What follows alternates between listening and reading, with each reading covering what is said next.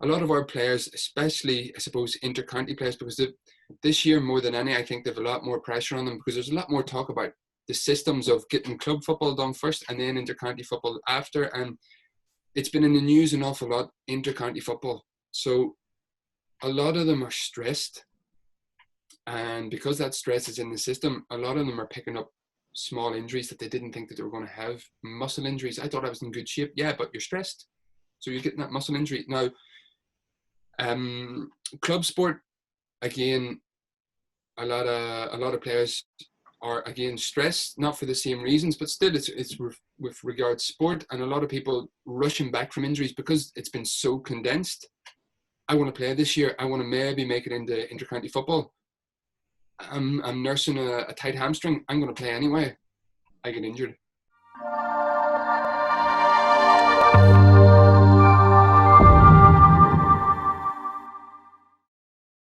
Okay, so welcome back to the GAA Fan TV podcast. I'm delighted to be joined here by Gareth Fox, who is a hypnotherapist, sports hypnotherapist, and also an RTT therapist as well. So I was actually listening to the podcast you're on, Gareth, on Backdoor GAA not too long ago. Shout out to those lads who are doing great work over there, of course. And I do find this topic definitely very interesting. So, but I suppose for yourself, first of all, how would you explain sports hypnotherapy to anyone who maybe doesn't know what it is? I think sports hypnotherapy, or hypnotherapy in general, is just a technique. It's nothing other than a technique that exploits science in a way. Sports hypnotherapy doesn't create anything new. The science already exists. It's just okay. So if that already exists, then how do we get to that point? Okay, we use the brain like this. Or hypnotherapy is all about accepting suggestions. Suggestibility. So what you want to do is that you want to relax the part of your body, the part of your mind that doesn't allow you to accept suggestions, which is your analytical mind, and that's attached to the top of your spine. And so if you can make that relaxed just during basically visualization, then you relax the analytical mind, then you accept suggestions. And that's what it's all about. It's all about neuroplasticity and creating new visions and muscle memories and beliefs in the brain.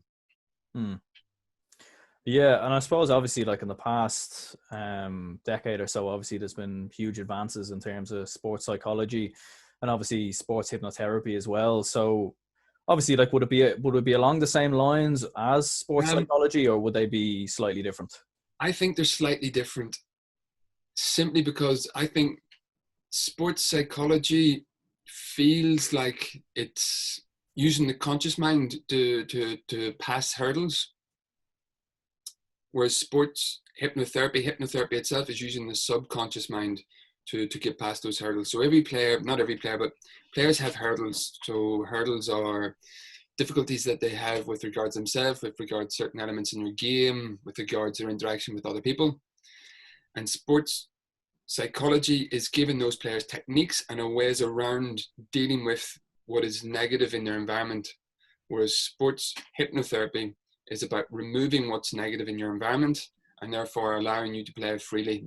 So for example, a lot of my clients have performance anxiety. So performance anxiety, sports psychology would give you certain techniques, ways to breathe, counting to yourself to keep you focused on performing and not thinking about your environment and what's causing you to stress. Results, whoever you're going to be marking, your manager, the idea of being substituted, but those things still exist. Sports psychology feels like, to me, it feels like it's a way of keeping you focused so you don't see those things. Whereas sports hypnotherapy would basically be about, look, you look at your environment like this, you have a certain belief, I'm not good enough or I'm not whatever, I'm going to change that belief. Your manager's still going to be there, the negative manager, the negative teammate, the negative whatever. But your belief about yourself is completely different. So therefore you can execute what you've trained and your technique in a completely free way. It's not about, okay, we're going to help you focus and we're going to give you techniques to breathe. It's like, no, we're going to remove all those difficulties in the first place. So you don't really need those techniques anymore because you don't see them. Okay. And I suppose, how was it that you got involved in sports hypnotherapy? trained as an RTT therapist. So RTT is a school of hypnotherapy, which was created by a lady called Marissa Peer. And it's like a combination of multiple different types of therapy with the added technique of hypnotherapy as the beginning of the session. As in, okay, if I can put this person into like what we call a trance, but it's not a trance, it's just a relaxed state. And then I can use the other techniques in order to work on the issue presented by the person. So I trained as that. So I am a general hypnotherapist, a therapist. I work with people with depression, with anxiety, with addiction, with trauma and abuse in their past. And what I was doing was I was starting to see that there were a lot of similarities between how people were feeling and explaining stuff in general life with how I was personally as myself as an athlete. So I would have been very good at soccer. Growing up, I played Gaelic too, but I was more focused on soccer and I had better results. I had Premier League teams interested in me. I was going to different clubs. I was on development squads with Northern Ireland. And then little by little, I was starting to get really stressed before games. It was starting to have kind of a really negative result with regards to my own performance. And so once I started to do the RTT therapy, I realized, this can actually work here as well, because we don't have two separate bodies. There isn't the sports player body and the personal life body. It's the same body. It's the same person who brings the stress from one world into the other world. So if you can remove the stress in one world, you'll also remove the stress in the other world, which would be, say, a player who performs well, but suddenly has difficulty with his job, or he gets the sack, or he or she, or they have money issues, or they have relationship issues. That creates stress in their body, which they then bring into the training world or the football world. And that limits performance, because we all know that cortisol, the negative reaction that it has within the body, it creates injuries, it tightens your muscles, so you run less fast, you jump less fast, you have less blood in your extremities, so you can feel the ball less. So if I was able to do something with the personal life, then I was able to improve the performance in the sporting life. And the other way around, if I'm able to improve the performance in the sporting life, then that has a knock-on effect in the personal life. So I was able to see the link between both of them, because what I do doesn't really exist yet in Ireland as a whole. I've noticed, and I've been looking for it. Now, there are other hypnotherapists, but they're not therapists first and foremost who use hypnotherapy as a technique. When I have a client in front of me, I go specifically for what is limiting you. What is this thing? And I would look for the root cause, which is a type of therapy itself, and then use hypnotherapy over the top to put in the new suggestions and the new beliefs. Yeah, I suppose it is interesting, because I suppose you're never really going to know what's going on with Gaelic footballers and hurlers, obviously, behind the scenes, because a lot of people do forget, obviously, these aren't professional athletes. So, you know, maybe in soccer or other sports, maybe they have like that sole focus. But obviously, you're even touching on it there about players who might have something going on in their work life or even behind the scenes. I suppose it's a hard thing to know and a hard thing to judge. But I suppose for yourself, like, was that something you always had an ambition in doing, maybe when you were, younger or whatever, or was it just kind of a recent thing that's come on in the past few years or so? It's something that's come on the past few years. I've just stopped my job as an English teacher. I was an English teacher, but even before that, I was a writer. So I'm a published writer and a playwright. And I just had this difficulty with writing. And so a friend of mine said, look, you should get in contact with a coach, like a life coach, but specifically for people who are creative, artists, musicians, actors, writers. And I did, and this was a couple of years ago. And this coach, her name is Hoda Safia, and she basically just gave me a new type of reading book. As in, okay, what are you reading at the moment? I'm reading this, I'm reading that, fiction-based, read this. And it was just through the first book that I got, which is called Becoming Supernatural by a guy called Dr. Joe Dispenza. And it started to talk about the subconscious mind and how to reprogram the subconscious mind, and how beliefs that you have about yourself aren't fixed. Now, they are fixed, but they're not lifelong. They can be changed. And I just find this fascinating. So it was kind of like, like the rabbit's hole in Alice in Wonderland, where you just fall into something and then something really huge, in other words, just appears underneath it.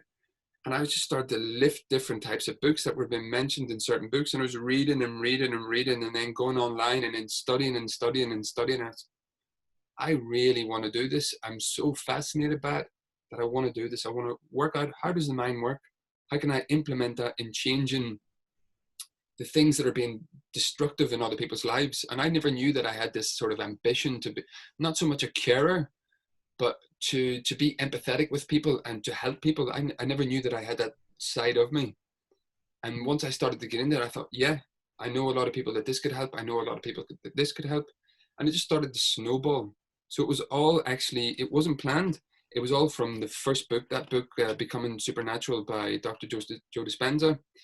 And then once I started to realize that there were so many things that I could tie into the sporting world, that's when it really got interesting, because my upbringing, like anyone else from a rural village in Ireland, is you have nothing but football. Either my village, Mohri, we just won the senior championship actually there. We have Gaelic football. That's what we have. We don't even have a shop in the village. We just have Gaelic football. And if you're not playing Gaelic football, there isn't much else left for you. So we play Gaelic football, and a few of us played a bit of soccer. And so that's what we did. That's all there was. So when I was able to tie the two things in of this type of therapy in with sport, I just thought, yeah, that's where I am. That's where all my connections in life are. Sport. I dream about sport. I think about sport. I look at athletes and think, yeah, if they could just tweak that, whatever. I become anyone else that sits at home becomes a critic of, I'm in it and I'm involved and I love it. And then when I realized I can actually work in this field, because I was never going to be an athlete, a professional athlete, or successful as an athlete, but I'm still able to be involved in sport. Yeah, I suppose, like, even for myself, funnily enough, like I done business and marketing during college, but I remember there was a module in it that was called business psychology, and I remember even during that module, like you were saying there about kind of falling down the rabbit hole and kind of looking up loads of things and kind of going deep into it. I remember even for myself, funny enough, that was kind of similar in regards to that, and it's even something I'd even like to revisit maybe further down the line.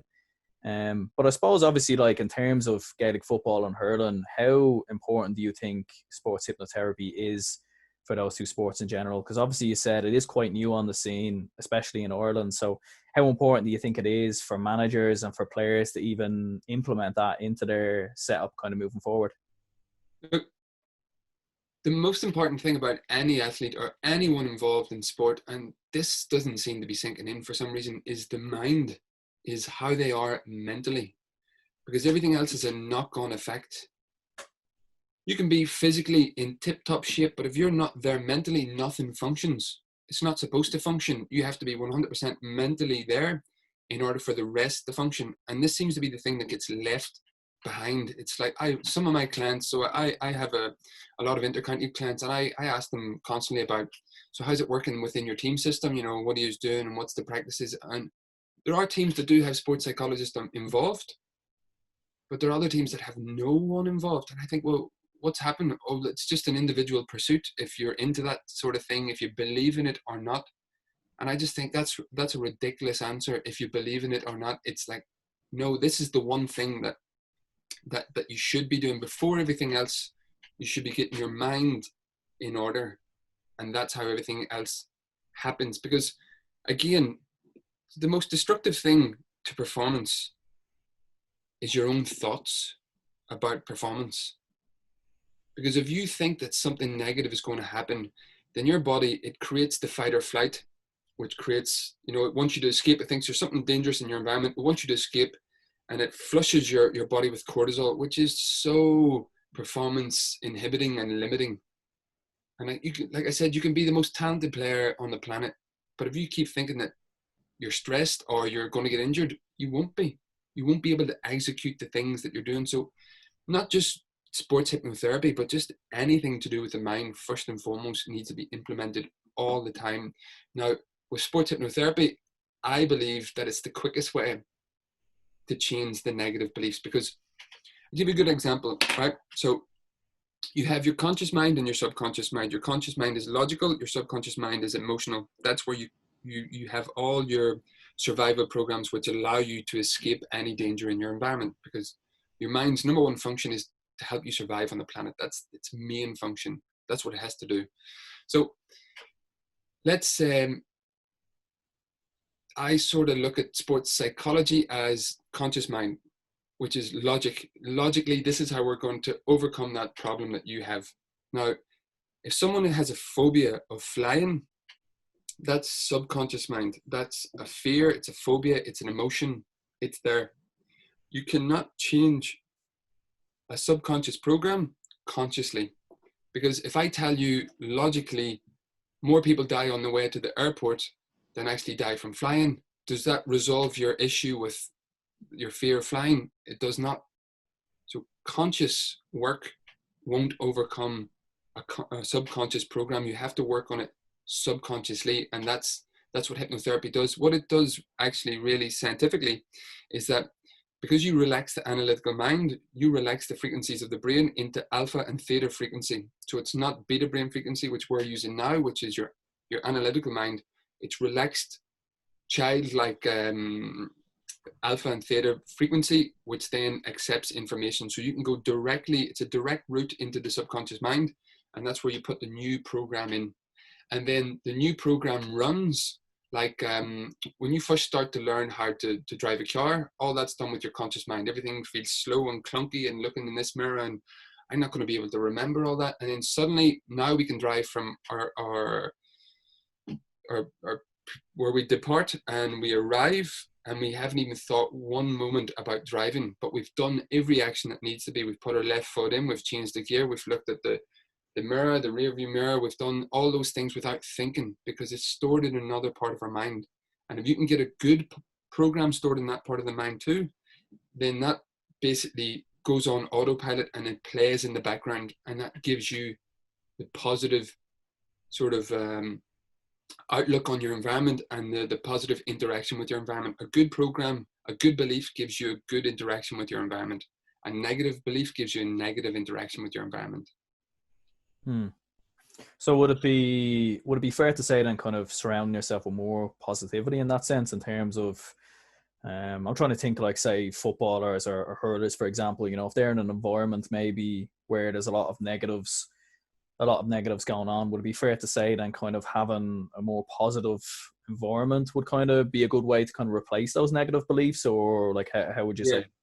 That's a really good start. Look, the best environment, it was someone told me very recently, just as we're talking about environments, and I know this has become quite a buzzword, but someone told me very recently a stat about Trent Alexander-Arnold, the right back for Liverpool, that he had given away more passes than anyone else. And was it on the Liverpool team or even in the Premier League, or he'd made so many negative passes, but he'd also created more or assisted more goals than anyone else. It's like his assists were huge. Now, I'm not quite sure of the stat, but I know that his assists were huge for a right back. And that's because there's an environment which allows him to make a mistake.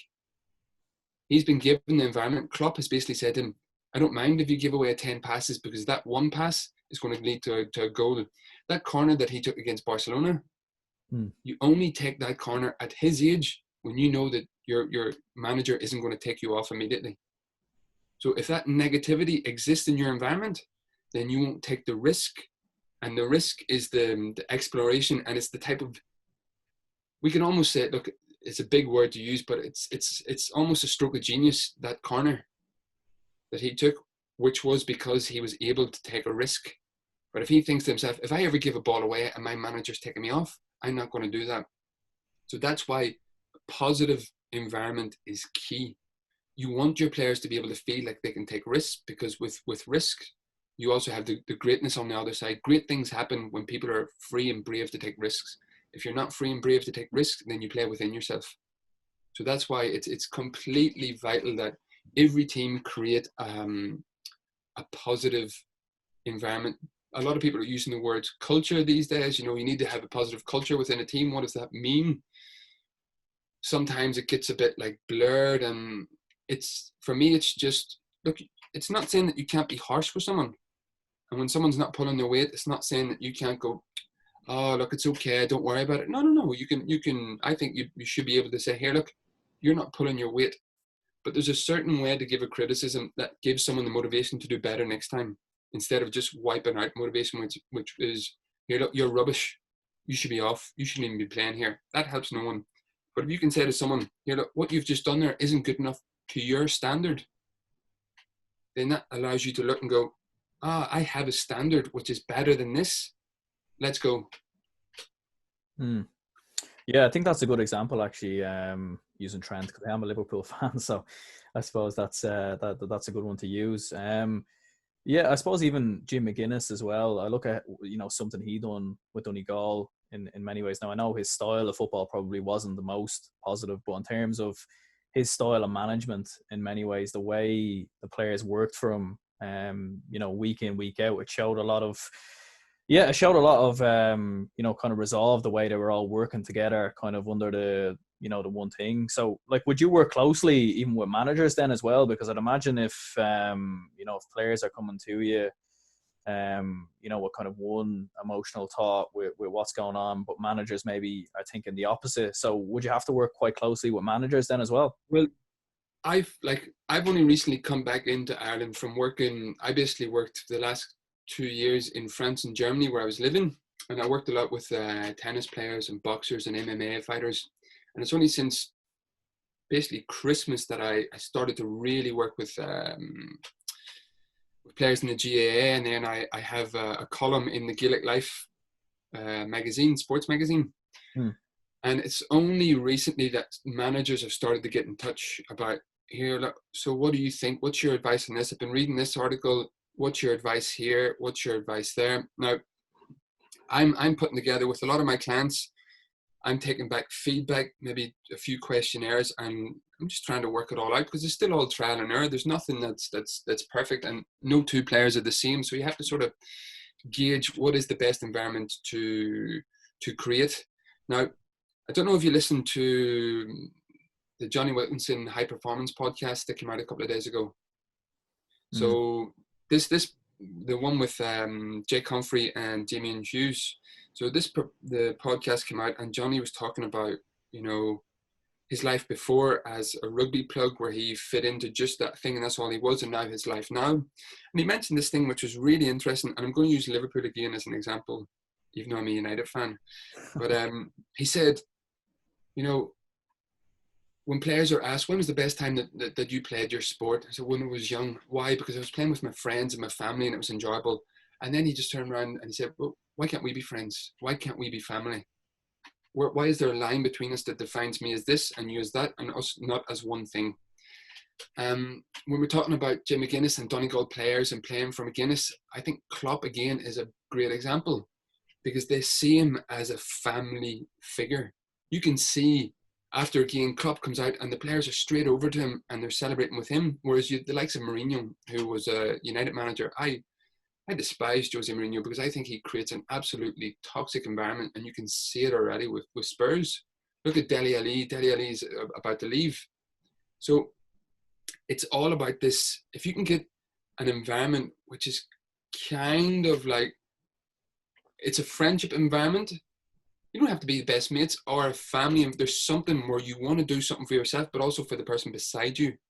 And if that can be your manager, then that's a great, I think that's a winning environment. And Liverpool are showing it. Unfortunately, Liverpool are showing that they have got a great environment going on. I think also I would be very close with Aidan Farker from Armagh, and because he's from my club. And Aidan, when talking to Aidan about some of these ideas and hearing him talk about the environment in Armagh, it sounds like that very family environment of, look, they also have a sports psychologist working with them. They have someone who's taken over in the background, creating this, that understands what it is that he has to do. So I think his name is Hugh O'Neill. And it just sounds like he's describing a good environment that he's happy to be a part of. And his sole objective, he might have personal objectives in the background, but the objective that they're all working off is to leave the team in a better place than when you joined it. And if you can join a team in an All-Ireland quarter-final and you can leave it in an All-Ireland semi-final, then the next person coming in picks up at a semi-final and leaves it at an All-Ireland final. You leave the team in a better place than where you came in on it. And that's a great positive attitude of, even the lads coming in after me, I'm not going to walk around going, look, I'm the big shot. Here's your position. You're here, you're there. It's like, no, as soon as you come in, we're all working towards the one goal. I think that's vitally important too. Yeah, no, absolutely. I definitely agree with you when you're saying about the one goal, because even some jobs I've worked in, in the past, and even some football teams I've been involved with myself playing Gaelic football, at underage, I always feel like if there is that one common goal or that one common alignment or one vision that everyone's working towards, I think it's something even Davy Fitz kind of alluded to recently when I watched one of his interviews. He was even talking, saying, even if you have one bad egg in the group, one bad egg won't bring it down. But at the end of the day, if you have everyone in the same, it's, in other words, it's kind of better to have, everyone on the same vision rather than, one bad egg. And he might be extremely talented, but if he's not on the same vision as the rest of the team, then, it might be harder to kind of work towards that goal in general, basically. Yeah, well, if you think of it, if you have one direction that you're going as a group, then it allows you to have positive criticism because you have a goal here. You're not reaching that goal. Instead of saying, look, like I said before, you're not this and you're not that. It's like, you're not here. That's where your focus is. This is where you should be. So if you can get and make it very open, and just as you're talking about business, actually, I've been trying to bring business into it.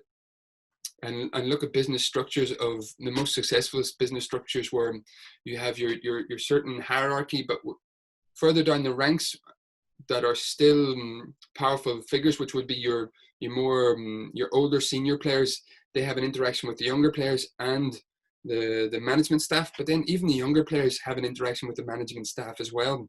You have to feel like your voice means something in order for you to give 100% to what you're a part of. If your manager doesn't listen to your attitude or to your opinion, if you don't feel that you can speak up in the change room about something that you're a part of, then you won't give 100% to that thing. But if you can say to yourself, look, even if no one takes my opinion on board, if they still listen to my opinion, I still get to feel like I'm a valid member of this business, of this team, of this thing that's moving forward. So I think a good structure for a team is actually a good structure for a business as well. Yeah, and I actually think to follow up on that, I can't think what company it was, but I remember it was a company that actually modeled, I think it was AXA actually, who are sponsors of Liverpool. They were actually modeling, I'm not 100% sure if it's AXA, so don't quote me on it, but I was pretty sure they were actually modeling their approach on Klopp's style of management, which is actually very interesting. That kind of, I think man management is definitely something that's very much on the rise. And I think in the past, 10 years or so, I think we're seeing that more and more with teams that are successful. Like even the Limerick side in 2018, I've done a lot of in research into that because I found it very interesting when Limerick won the All-Ireland that year, because it kind of, they had some underage success, but it kind of did come out of nowhere. And I was watching, I think it was John Kiley's speech when he was on the bus coming back, and he was basically alluding to how important man management and kind of the one vision and one goal alignment actually is in both hurling and Gaelic football. Yeah, like, can you imagine a job that you walked into and you sat down at your desk and you did what was left in your tray and then you went home again? How much do you want that business that you work for to succeed, and how much are you willing to give that business in order for it to succeed? Or can you imagine walking into a job, you sit down at your desk, the manager comes in and says, here, how you doing? What'd you get up to this weekend? Oh, good. Well, what do you think about this? Because I was thinking about maybe sticking this up on the wall or even something simple like that. What do you think? Would you like that in your office? Or no, I wouldn't like that. Oh, that's okay. I won't put it up then. Let me know what this and how's your wife and how. And suddenly you go, look, I'm invested in this. When that manager comes in and actually recognizes you and calls you by your name and asks something about you, which asks for your opinion on something, you immediately become invested to that. And it's not rocket science. It's the same with life in general. If you're in a group of friends and no one directs conversation towards you, you're very simply, you soon learn out that you're not really within a group of friends because you're not valued. being valued is one of the most important things for any human being. Like, this is one of the, when I work with patients who suffer from depression, this is one of the things I find the most often is that when we go back in to look at their background, there's a lack of value coming in from the outside world, which then creates the negative self-talk in the inside world. If no one's talking to me, then I mustn't be good enough. And if I'm not good enough, then what's the point? Then what's this? And so value, man management is simply, like, people think of it, well, what does that mean, man management? It's simply recognizing the person in front of you, you know, and having just an interaction. When I worked in a school, I'd walk down to the corridor and any kid that walked past, well, how you doing? Blah, blah, blah, blah, blah. And you have an interaction, and suddenly that student, well, maybe in primary schools they mightn't, but it's like, I have a value, or I have a worth. And that's what it is. You'll fight for the cause if you have a worth within the cause. Yeah. And I suppose in terms of Gaelic football and hurling, like, what kind of, you're obviously touching on kind of negative beliefs that players might have, and then obviously you have to, you know, kind of input the new positive belief kind of in there. But like, what kind of negative beliefs would you find are most common for both Gaelic footballers and hurlers? Because obviously you have, you know, situations with the crowd, maybe, for example, that might kind of overwhelm them a bit, maybe missing frees or missing, you know, chances. But what kind of negative beliefs would you find are most kind of common when players come to you yourself in sports hypnotherapy? The biggest one actually at the moment, which wasn't really surprising too, though, to be honest with you, is I'm going to get injured. I just know I'm going to get injured. I'm going to go out here today and I'm going to get injured. I'm going to pull my hamstring again. I'm going to do my ACL again. I'm going to get injured. That's a huge negative belief. That only brings about getting injured. That creates the stress hormone, which makes muscles tight, which weakens everything. So I work an awful lot with that. People who have had injury in the past, who now think, that's going to happen to me again, isn't it? I'm going to go out here, I'm going to catch the ball, I'm going to turn, I'm going to do my knee. This one is a huge one. I work with this all the time. Injuries. I wrote an article actually about the Johnny Wilkinson podcast, because he says in it something really interesting. He says 14 injuries in a row, 14 messages from the world. His body was saying, look, your mind's not in the right place. And then you get injured every time.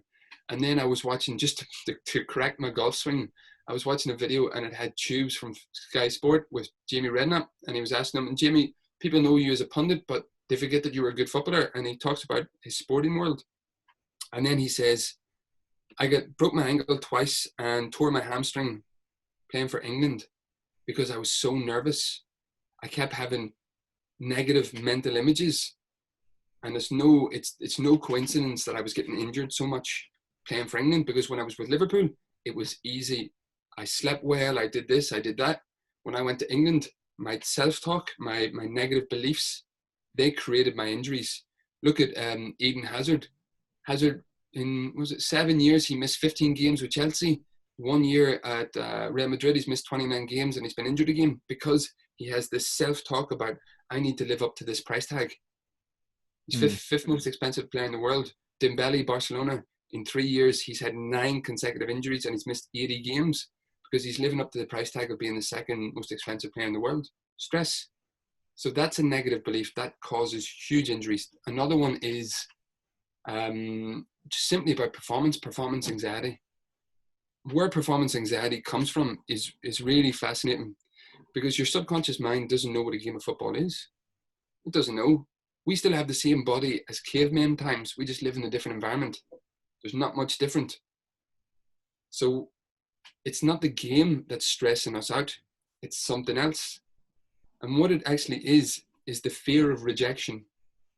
Because when we lived in caveman times, the fear of rejection from a group, being rejected from a group, meant that you had to hunt alone, you had to fend off illness alone, and you had to fend off predators alone, which meant that you're basically going to die. If you weren't living with your tribe, you were dead. So rejection is the most dangerous thing for a human being. That's what it is. It means death. So your survival mind is constantly looking out to stop you from being rejected. It's not constantly looking out to make you one of the starting 15 in a Gaelic match or a hurling match.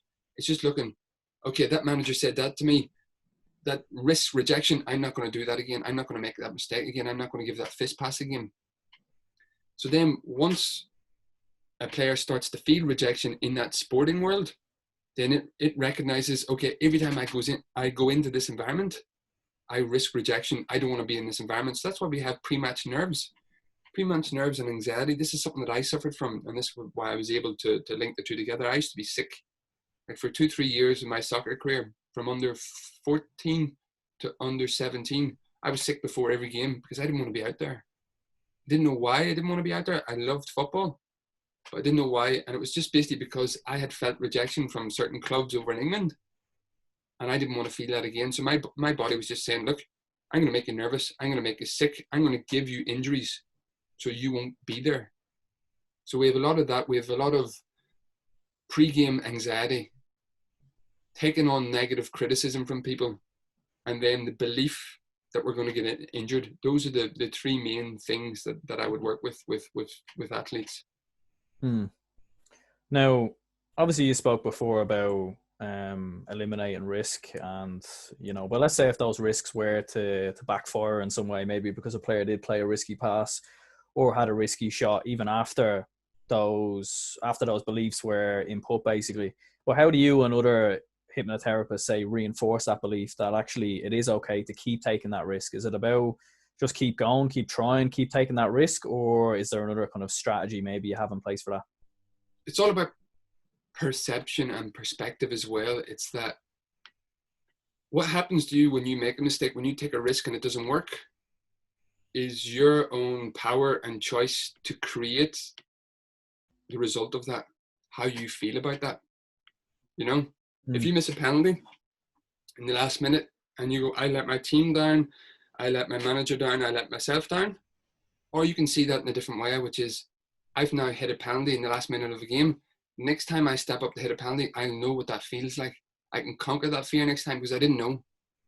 And then I can go and I can hit a penalty in the last minute of the game. It's all about perspective and how you perceive an event that happened to you. So we work a lot, lots of therapists and sports psychologists work about how people perceive events and what it actually means, because you can change it. Like if you had something that happened to you in your past and today you change the meaning of that past event, then that changes who you are today.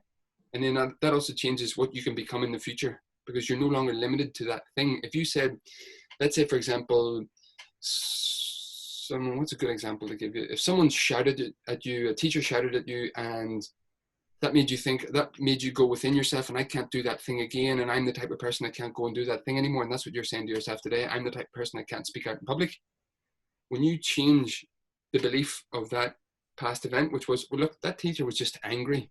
Other things that happened in that class, it wasn't my fault, and it's not actually that I couldn't speak out in public. Well, then today you now say, actually, yeah, I can speak out in public. Next week, you go and speak out in public. So it's all about how you perceive your past events, which you're the only one who can actually do that. It's you that has the power. People think, oh, that's really sort of an unpowerful thing. I created my own mess. And I was like, yeah, you created your own mess by how you thought about it. Change how you think about it, which you have the power to do. And then it's no longer a mess. It's a world of experience that you can then go and change the rest with. And I suppose, how does it compare working with Gaelic footballers and hurlers compared to players in other sports? Other sports are more open. Basically because this type of thing exists already. Now, not specifically the way I do it from the school that I was trained in, but like Mike Tyson was hypnotized the whole way through his career. So if you went up to anyone in boxing and said, look, I'm a sports hypnotherapist, they go, oh, right, like Mike Tyson and like whoever else, and Tyson Fury. I think even Deontay Wilder, these guys are all trying these things because these things exist. They've had their testimonials. They know that there's improvements to be made, and they're all after it because professional sport means money. Any little advancement that you can have over your opponent, let's take. But GAA, it's not quite the same. Plus, we also live on an island, so it has an effect. I know that the internet has made everything sort of easier, but we're sort of secluded here in Ireland, and it takes longer for things to come in, you know, and ideas to come in. And the GAA is quite a sort of closed group as well. I know it exists all around the world, but it exists in this little circle. This little circle is part of this bigger circle over here, but it's not infiltrating the whole world. So the GAA closes like a metaphorical door around anything that can kind of pollute it. And so it's afraid of stuff. Like I would have a client come to me. This is what's really interesting.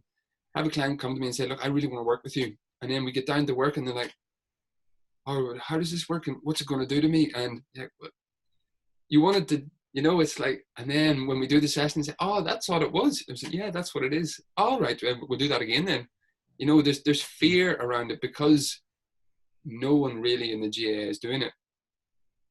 But that's starting to change. Like I have quite a number of sort of well-known clients, and within the next couple of years, with results sort of peaking for these clients and stuff, it'll be like more people would come in, not just for me, but for anyone else working within the mental industry, and people really pick up on it.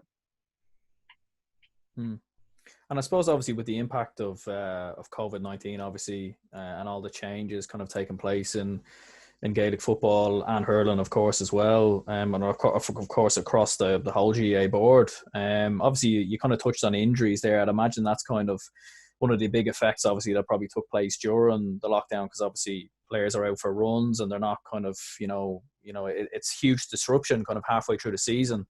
But what kind of effects would you say that whole COVID-19 situation will have on both county and club players? Sadly, quite a big effect with regards to injury.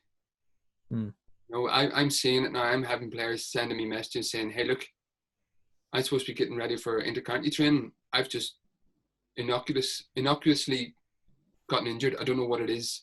How did that happen? It's because everything's unsure. And once the mind feels like it's in a world that's unsure and unknown, then it gets stressed because it doesn't know. It can't predict its future.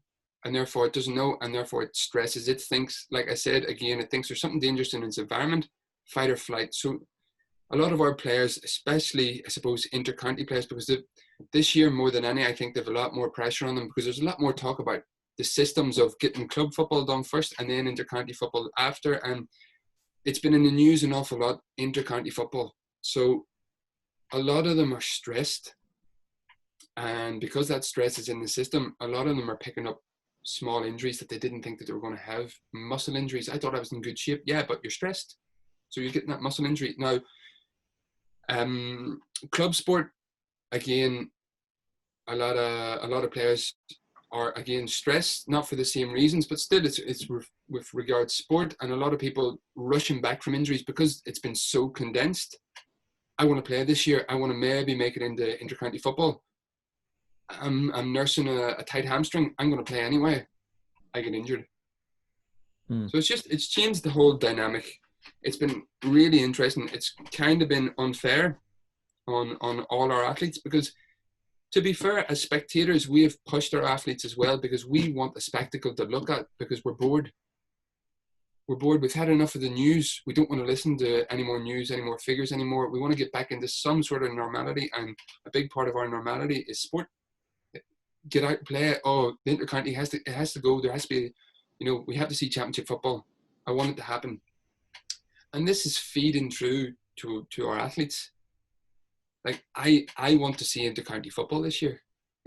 Armagh has just been released today that within the Armagh Gaelic squad, they have 3 or 4 COVID cases, and I sort of have an investment in, not an investment, but I've worked with some players within the Armagh squad, and I just think to myself, I want to see them play. I want to see how it goes. Whereas it's like, look, this is a difficult period for everyone. For those guys who have been involved and in and around anyone who's had COVID, there's stress going on there. They mightn't want to go back to the squad with every right. They might have people within their family who are high risk. They can choose, look, I'm not taking part this year because my mum, my dad, my grandparents could really suffer with this disease, with this virus. So yeah, there's an awful lot of stress, and we're a big part of it. As a spectator, we don't realize, but we're adding a huge amount of stress. Hmm. And I suppose, how would someone go about being a sports hypnotherapist, or how would they apply into it? Would it be through college, or kind of just through their own research, or what would be the It's best way, I suppose, to go about it? you have to pass like it's like most other things that would be with regards, let's say, alternative therapy. You have to still go to a school that has accred how do you pronounce it, accreditation, is that it? It has to be a valid recognized qualification. There are Mickey Mouse things that exist that you can buy. You see them advertised sometimes on Instagram or on Facebook. Become a CBT teacher for £50. Yeah, okay, you can do that. You can have a certificate, but is that valid? Is that internationally regulated and recognized? So if anyone wanted to do it, look at the schools. There are internationally recognized schools, and go to those schools. They're more expensive, but they're more expensive for a reason, because you have to maintain a quality standard. Your customers expect quality standard, and so this is what you have to pay for. You have to study as well, of course. And that's the way I did it. I did an awful lot of research myself in the background, but I still have my internationally regulated my internationally regulated qualification. Hmm. And I suppose lastly then, just to finish up, as an Armagh man yourself, how do you feel you'll get on in the All-Ireland this year? If it does go ahead, of course. I think we would have a very good year. I think so. I know within the club scene, there's an awful lot of players from the county who are in good form. So I'm just interested to see how it goes. I know that this is a work in progress. Last year, they surprised a lot of people. They didn't surprise themselves, I don't think so. And that's always a really good sign, is when there's belief within the squad. Belief wins anything. So they feel like they're moving forward as a unit.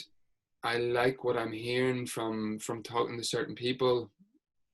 I might have a wee wager on Ulster, or I don't know. But I think they're looking good. But then Tyrone are looking good as well, with the return of Kieran McKenna. So that's his name, isn't it? From who was playing over in Australia. Yeah, that's correct. Yeah, he's so he's just come back. I don't know if he filters back into the squad or not, but if he comes back, he'll be a big lift, because that's a professional athlete. He's bringing back momentum. That's what he brings back. But they've also lost Cathal McShane. Well, he's out at the minute with injury. I don't know if he's coming back, but I think Armagh and Tyrone in Ulster this year. Yeah. Well, yeah, I suppose it's going to be interesting, because they, as you alluded to it there, they had a lot of good young players that came through last year. I suppose, you have Rian O'Neill, Conor Turbo looked good earlier in the league. Keane McConville's another bright player coming through as well. But yeah, I suppose if Armagh are going to win the Ulster Championship, I mean, they're going to have to do it in probably the hardest way possible, because I think the layout would probably mean they'd have to beat the likes of Derry, Donegal, and possibly even Monaghan then in the final. But it would be interesting to see what happens. I suppose, if anyone's looking to find you, any players or anyone, I suppose, in particular, and sports related, where will they find you? I suppose for me, the best place is probably my Instagram page, which is at Sports Hypnotherapy. I run a Facebook page as well, where I'm a journalist, so a lot of my articles, which are published in journals, I also publish on my Facebook. But yes, my Instagram page, Sports Hypnotherapy. Perfect. Well, listen, Gareth, cheers very much for your time, and best of luck with everything. Thank you very much. Thank you.